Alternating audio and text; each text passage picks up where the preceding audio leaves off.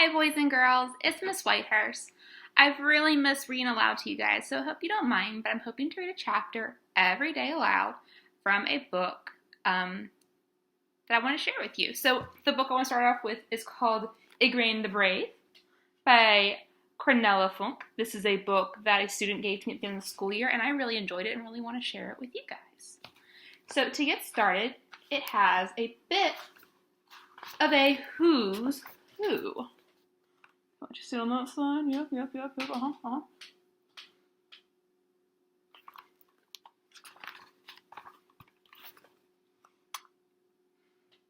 Bump, bump, bump. And we have the rules of chivalry. Help damsels in distress. Never turn your fighting skills against weaker opponents. Protect the weak. Use your sword only in self-defense or defense of others, never to enrich yourself. And most important, always remember that your opponent may not be keeping to the rules himself. P.S. A knight can never lose his honor in a fair fight. I like that might come up later. What do you think? Our first chapter, The Castle in the Woods. Igraine woke up because something was crawling over her face. Something with a lot of legs. She opened her eyes, and there it was, sitting right on the end of her nose, a fat, black spider. Igraine was scared stiff of spiders. "Sisyphus!" she whispered in a trembling voice. "Wake up! Sisyphus! Shoo that spider away!" The cat raised his furry gray face from Igraine's stomach, blinked, stretched, and snapped up the spider with the end from the end of her nose. One gulp, it was gone. "Did I say anything about eating it?" Igraine white cat spit off her cheek and pushed Sisyphus off her bed. "A spider on my nose," she muttered, throwing back the covers. "The day before my birthday, too. That's not a good omen." Barefoot, she went over to the window and looked out. The sun was already high in the sky above Pimpernel Castle. The tower cast its shadow over the courtyard. Doves were preening on the battlements, and a horse snorted down in the stables. Pimpernel Castle had belonged to Igraine's family for more than 300 years. Her mother's great-great-great-great-grandfather had built it. There may have been a few more greats than that. Igraine wasn't sure. The castle was not large. It had only a single tower, which leaned over sideways, and the walls weren't much more than 2 feet thick. But Igraine thought it was the most beautiful castle in the world. Wildflowers grew between the paving stones in the courtyard. Swallows nestled under the roof of the tower in spring, and water snakes lived under the blue water lilies in the great castle moat. 2 stone lions high on a ledge above the gateway guarded the castle. When Igraine scraped the moss off their manes, they purred like cats. But if a stranger came near, they bared their stony teeth and roared. They sounded so terrifying that even the wolves in the nearby forest hid. The lions, though, were not the only guardians of Pimpernel. Stone gargoyles looked down from the walls and made terrible faces at any stranger.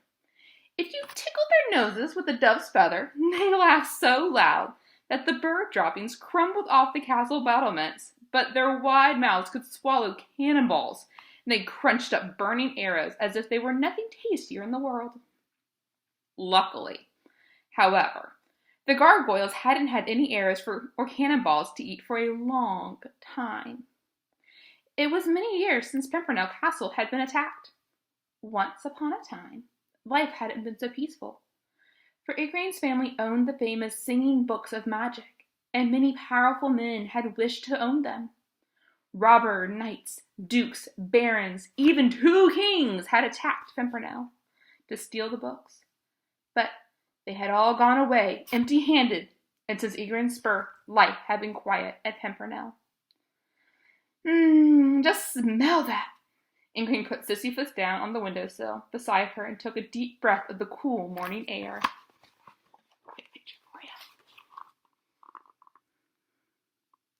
It does look kind of old and crumbly, doesn't it? What do you think it'd be like to live in that castle?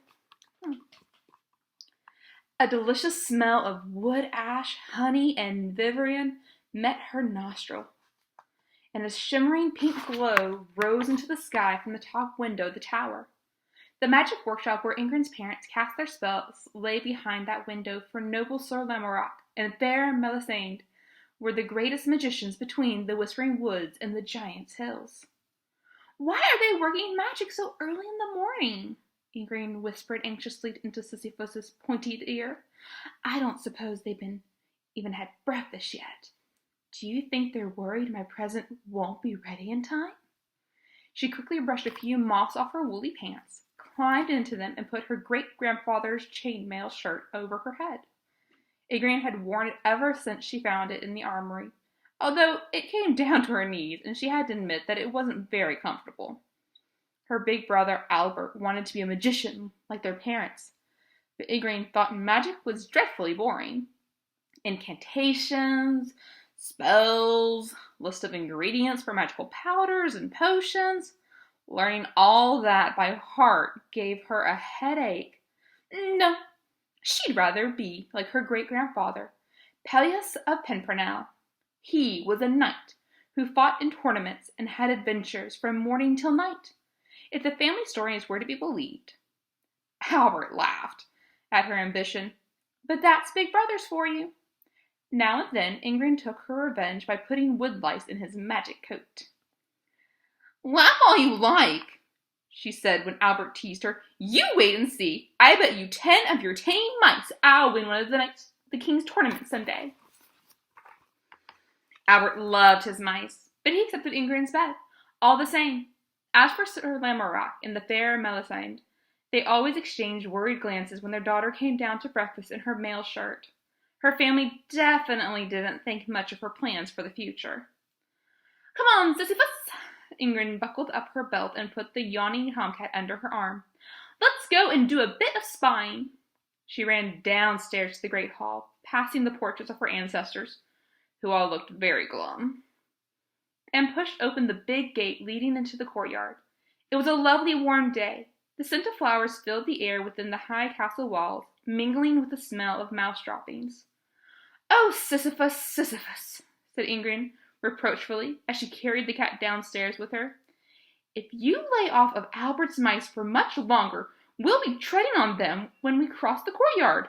Couldn't you at least scare them away now and then?" "Too dangerous," growled the cat sleepily, closing his eyes. Ever since Igraine had sprinkled him with Albert's red magic powder, he'd been able to talk, though he didn't often feel like it. "You're just a scaredy cat," said Igraine. "Albert may keep threatening to turn you into a dog, but he'd never really do it. He doesn't know how, and even if he did, well, my parents would never let him." Sisyphus yawned in answer, and pretended to be asleep as she carried him over to the enchanted tower. The single tower of Pimpernel stood right in the middle of the castle courtyard, surrounded by a moat of its own, not as wide as the outer moat, but very deep. Igraine's ancestors had survived many a siege in this tower, because you could barricade yourself inside even if the rest of the castle had been captured. The only way across the moat was over a very narrow bridge that could be raised in times of war. A dragon had once lived underneath. He hadn't been very big, but in the family chronicles he was known as the Night Eater. Igraine often wished he were still there, because now the underside of the bridge was infested with spiders. They made her knees shake when she went to visit her parents in their workshop, and because Albert knew that, he sometimes drew the bridge up just a bit so that she had to jump the gap. He'd done that today. Igraine cursed him, but she jumped with Sisyphus under her arm. "Quiet now," she whispered as she crept over the bridge, her knees still all spidery weak.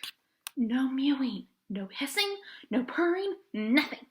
You know Albert has ears like a bat." The cat just gave her a scornful look as he put him down outside the tower door. Of course, he could prowl around much more quietly than she could, but Igraine did her best. A few startled bats fluttered to meet them when she climbed the endless staircase on tiptoe. There were hundreds up in the rafters, and Albert's tame mice sat on almost every step, but Sisyphus acted as if he didn't even see them. The heavy oak door of the workshop was painted with magical signs, and the door handle was a small brass serpent that liked to bite strangers' hands. Ingrid cautiously put her ear to the door and listened. She could hear the books of magic singing very indistinctly in their high voices. Sisyphus rubbed against her legs and purred. He wanted his breakfast. "What did I tell you?" whispered Igraine with irritation, pushing him away. "Be quiet." But at that moment the door opened, just a crack, just wide enough for Albert to put his head out. "I might have known," he said, smiling his "what a silly little sister" smile. His nose was smudged with wood ash, and there were 2 mice in his hair. "I was passing here entirely by chance," Igraine snapped at him. "I just wanted to ask when we're finally going to have breakfast." Quick little picture.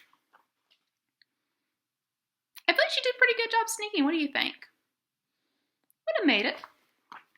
Big brothers, though, you gotta watch out for them. Albert's smile widened. "You won't find out what you really want to know," he said. "Your birthday present has always been a surprise, and it's going to be a surprise this time, too. Go and feed the snakes." Ingrid stood on tiptoe so that she could see at least a steal a glance into the room over his shoulder, but Albert pushed her back. "Go away and play knights in armor, little sister," he said. "I'll ring the bell for breakfast when we're ready." "Good morning, honey," Igraine heard her mother call inside the magic workshop. "Good morning," called her father, Sir Lamorak. Igraine didn't answer. She stuck her tongue out at Albert and climbed down all those stairs again with her head held high.